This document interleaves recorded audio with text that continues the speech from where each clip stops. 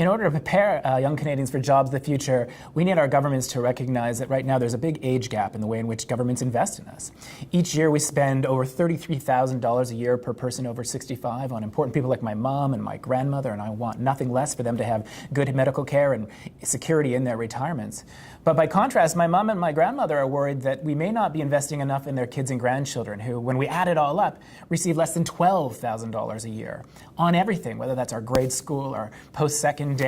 housing supports, employment insurance, supports for families, everything in the kitchen sink actually adds up for young people less than what we do for my grandmother alone for her medical care.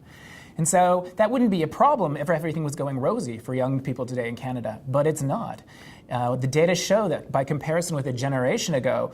when my mom was a young adult, young people today earn thousands less for full-time work, even though we're more than twice as likely to post-secondary. We start off more often with student debt as a result, and then we face housing prices that are up hundreds of thousands of dollars. This is squeezing young adults for time and money at the very moment they're also wanting to start their own families. And when you squeeze the generation raising young kids, you cannot but help squeeze their kids as well, which is precisely why we find that each year in this country, more than 1 in 4 kids start in our kindergarten systems vulnerable in ways that mean they're more likely to fail, more likely to go to jail, and more likely to wind up sick themselves as adults.